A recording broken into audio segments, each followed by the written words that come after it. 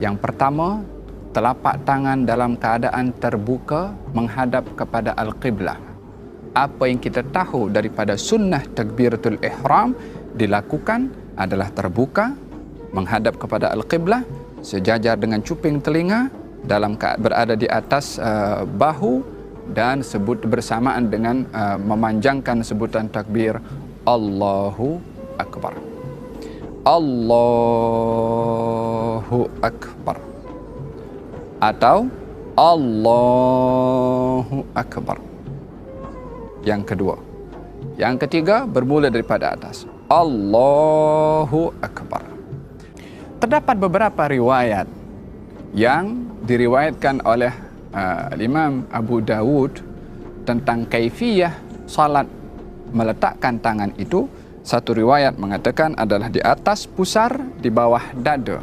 Riwayat yang lain mengatakan di bawah pusar.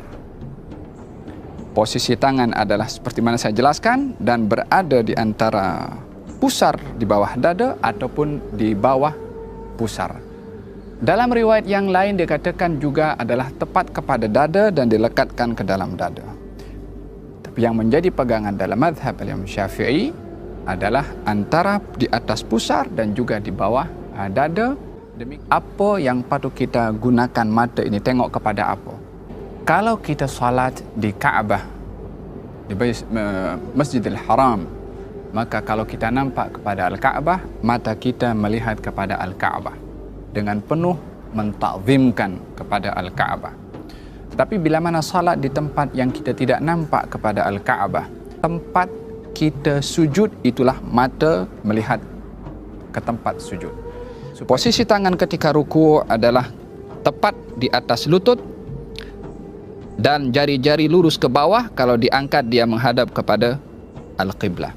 Ini baru posisi telapak tangan ketika ruku. Yang kedua adalah posisi badan kita ketika ruku dengan leher kita adalah sejajar. Yakni kalau kita berada dalam keadaan ruku' adalah berada dalam keadaan kalau diletakkan sesuatu di atas belakang kita, maka tidak akan jatuh sesuatu itu karena badan kita adalah datar dan rata. Yakni seperti ini. Posisi kaki ketika berdiri itu, baik dalam keadaan berdiri ataupun ruku', tidaklah terlalu lebar, tidaklah rapat seperti ini. Hendaklah dia sederhana, yang agaknya kalau diukur dengan satu jengkal itu adalah sudah mencukupi seperti ini. Bangkit daripada ruku' dengan sebutan Sami Allahu liman hamidah, bersamaan juga sebutan Sami Allahu liman hamidah bersama dengan gerakan dan tangan sampai kepada atas Sami Allahu liman hamidah. Tangan disunahkan turun ke bawah. Posisi sujud seseorang bila mana sujud adalah jari-jari atau batin daripada jari-jari itu adalah menghadap kepada Al-Qiblah. Yakni karena kaki bukan berdiri seperti ini sahaja, tetapi ditekan sehingga jari-jari kaki itu menghadap kepada Al-Qiblah. Bila mana mampu keseluruhan jari-jari sampai kepada jari kelingking adalah afdal. Tapi kalau tidak, walaupun sudah satu jari, itu sudah memadai untuk mendapatkan sahnya as-sujud bila mana batin daripada jari-jari kaki ini adalah menyentuh kepada tanah. Posisi tangan bila mana sujud adalah berada di tanah menghadap kepada Al-Qiblah, sejajar dengan jatuhnya atau sejajar dengan bahu kita. yakni seperti ini dan juga seperti ini. Posisi tangan menghadap kepada Al-Qiblah. Kalau ada sesuatu yang jatuh daripada bahu kita, akan jatuh kepada tangan kita. Hukum hidung menyentuh kepada tanah adalah perkara yang sunnah dalam mazhab Imam Asy-Syafi'i. Ini posisi sujud. Jari-jari menghadap kiblat dan kaki berdiri seperti ini. Tangan menghadap kiblat, dahi menyentuh kepada tanah, tak boleh ada penghalang kepada dahi.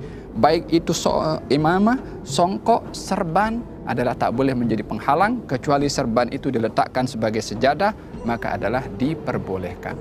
Posisi yang berikutnya adalah duduk di antara dua sujud, ataupun duduk tahiyat awal, ataupun duduk tahiyat akhir. Duduk di dalam salat ada dua jenis duduk. Yang pertama adalah jalsatul iftirash, yakni posisi seperti ini. Yakni bahagian belakang kita duduk di atas telapak kaki bahagian kiri, sementara kaki kanan dan jari-jarinya tetap menghadap kepada al-qiblah seperti ini. Duduk seperti ini disunnahkan pada tahiyat awal, pada duduk di antara dua sujud, dan juga duduk istirahat. Dalam 3 kaifiyah atau setiap duduk yang tidak ada salam setelahnya, maka disunnahkan duduk iftirash seperti ini. Apakah iftirash? Duduk di atas telapak kaki kiri, sementara kaki kanan berdiri tegak. Adapun duduk yang kedua namanya duduk tawarruk, yaitu duduk pada saat seseorang setelah duduk itu akan salam. Maka posisinya berbeza. Kaki kiri masuk ke dalam dan kita duduk terus menyentuh kepada tanah, sementara posisi kaki kanan adalah tetap seperti ini, jari-jari menghadap kepada al-qiblah. Tidak seperti ini ataupun tidak pun seperti ini.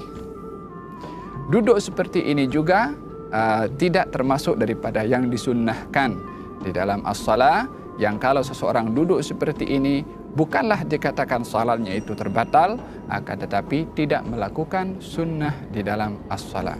Dalam tahiyat akhir adalah duduk dalam keadaan jari kaki kanan menghadap qiblah, kaki kiri masuk dalam, dan juga bahagian belakang ini duduk menyentuh kepada tanah.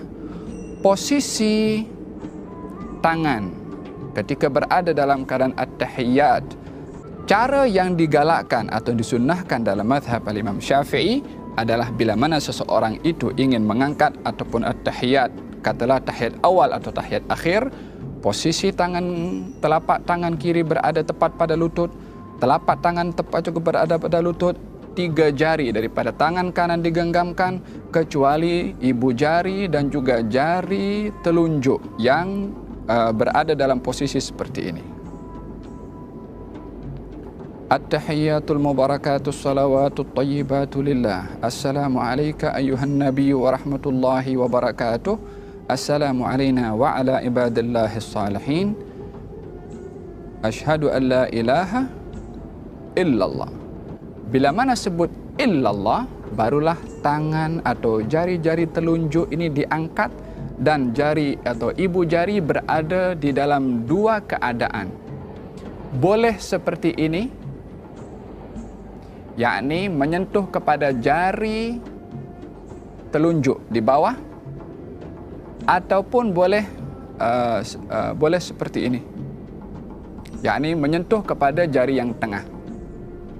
Posisi ibu jari boleh menyentuh jari tengah, atau posisi ibu jari boleh menyentuh kepada jari telunjuk. Ini posisi kepada ibu jari. Adapun jari telunjuk berada dalam keadaan diangkat, tidak terlalu diangkat seperti begini, ataupun tidak lurus tetapi menunduk ke bawah sedikit. Asyhadu an la ilaha illallah, atau begini atau begini. 2 kaifiyah ini adalah ada di dalam cara melakukan at-tahiyyat. Bila mana selesai daripada at-tahiyyat, fil alamin innaka hamidum majid, disunnahkan seseorang tidak terus salam tapi membagi ruang sedikit. Fil alamin innaka hamidum majid. Bila mana nak mengucap assalam, assalamualaikum warahmatullah. Yani setelah sebutan kum baru menoleh ke kanan, dan setelah sebutan kum baru menoleh ke kiri.